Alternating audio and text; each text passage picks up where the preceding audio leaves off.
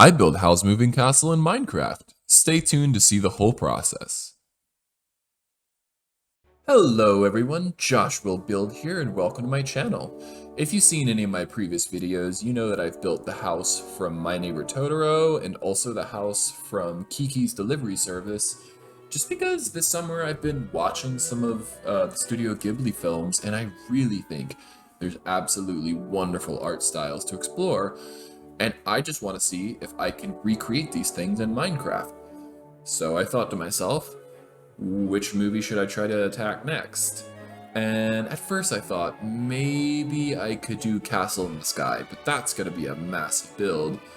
But in the same vein, Howl's Moving Castle is a pretty large structure, but I think it would be kind of attainable for me to try to build it. So today I'm gonna build the castle from Howl's Moving Castle. I'm gonna break down the steps that I used to build this, and I hope that you can follow along at home and maybe even build your own version of Howl's Moving Castle. I think it's a super cool structure, and it really shows off Miyazaki's creativity and wonderful art style that he uses in all of his films. So, stick around and enjoy the video. So I started out by blocking out the entire structure with red wool. I'm just going to use the red wool to signify where the general walls of it are going to go, what the shape of it looks like. This way I can play around with the proportion and all of the different organic curves. I'm also going to go ahead and use blue wool, and that's going to show me where different structures will be attached to the moving castle. And I'm also going to use a little bit of yellow wool, and that's going to show me where things like other embellishments will go, where the different roof lines will go, and even things like where the nose holes are going to go. So I generally think that using this technique when building is really good. That way you don't have to worry about color or texture or block choice. You just focus on the shape and make sure the shape of it looks good before you move on to any other steps. So next we're going to go in and start adding some colors, almost like we're painting a sculpture that's already been sculpted. This way we're going to get some better ideas about how all of these colors are going to work together. And on this second step, I don't want y'all to be too focused on getting that much detail in with the colors. I did a little bit of that on the face, but that was just so that I could get a little bit of an idea of what I was going to be doing in the future.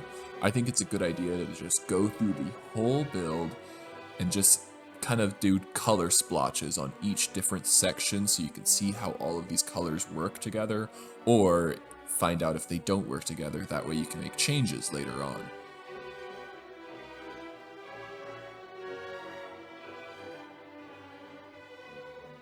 So next we're going to go in and start adding in the heavy details that I was telling you about before. This is we're going to actually do something called greebling, which is in like sci-fi stuff. If you look at like a spaceship in the distance, there'll be different like levels and textures and squares of different heights. We're going to try to create that effect using different block colors and different textures.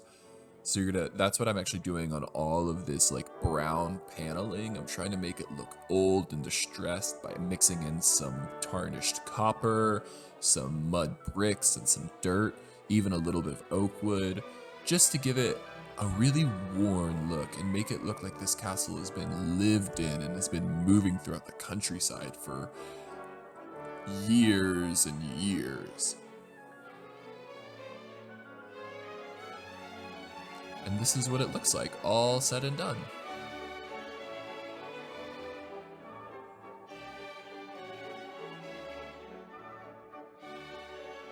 So all in all, this build took about 10 hours to complete, and the part that took the longest was actually blocking it out in wool.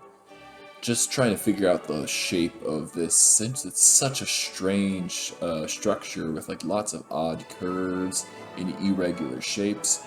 It was kind of hard to figure a lot of that out early on, but once I got rolling on that, it all kind of fell into place, and I'm really pleased with how it turned out.